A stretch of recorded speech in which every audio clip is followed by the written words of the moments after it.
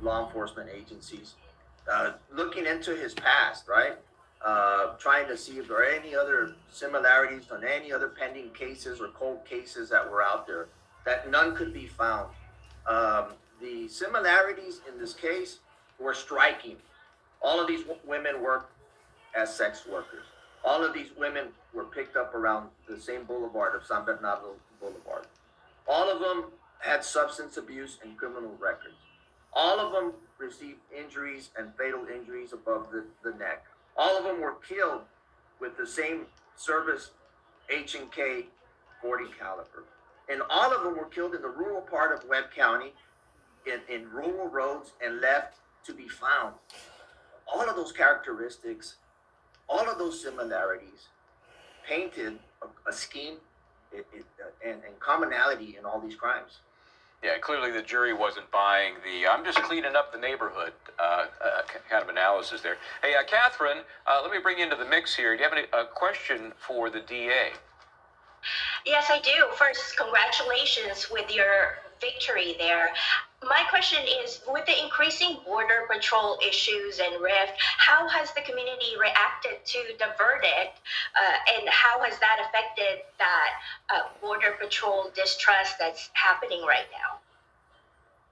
Locally here in Laredo, Texas, there is a lot of trust in the Border Patrol.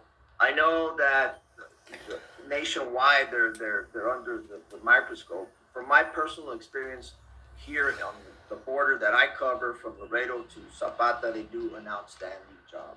Now, let's not make any mistake. In any law enforcement agency, you're going to have individuals that violate the law. It was shocking that it would happen at this level.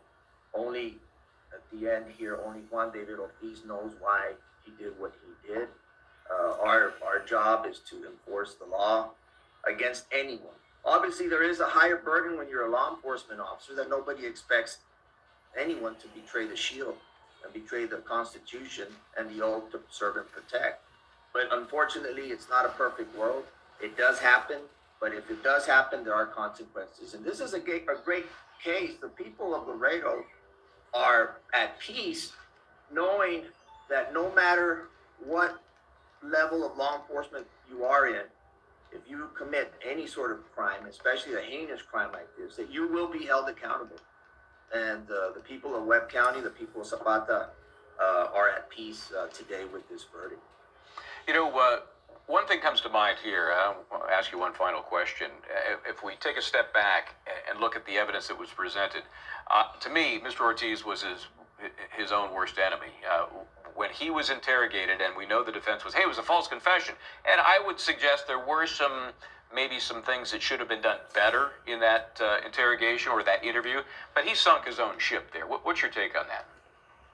Well, my take is what I told the jury in closing arguments. This is no ordinary citizen. This is a 9-year veteran of the United States Border Patrol, a guy who has a bachelor's in criminal justice, a master's in public administration.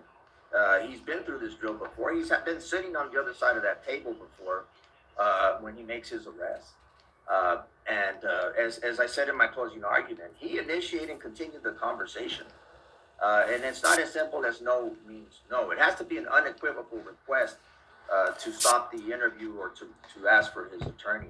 He kept talking. He was cooperating. He was even asking for accommodations from the Texas Ranger and Captain Calderon. And yes, things could always be done better in any case. When we do the after action report, we come back and we look at this, we're going to take lessons from this case. It is going to be a case study here in Texas in all aspects, right? Through the search of the Dodge Ram truck, to the method that the interviews were done, to the collection and storage of the evidence. I have to give credit to the defense in this team, Joel Perez and Ray Foods. Those two gentlemen put on a good fight. And like Catherine says, they made some very strong arguments in their closing statements. We were happy that we were able to come back strong in our closing, get the jury refocused on the issues, and then guiding them to the proper verdict of guilty for capital murder in this case. Well, I gotta wrap it up with this. Is the Whataburger and soda, is that part of the interrogation technique? How does that work out?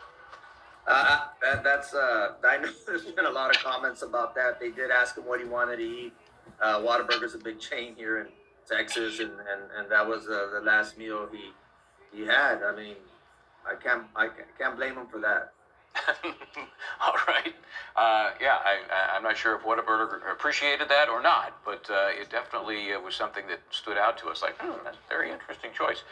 Hey, thank you, sir. I appreciate it. Cedar Alani is the prosecutor in the case against Juan David Ortiz. Again, congratulations on that victory. I appreciate you taking the time to chat with us here today. Hope to see you again, and good luck with the cases going forward. Thank you, Michael. Thank you so much. You bet. Thank you, Ken. Charged with murder. We'll do that right after this.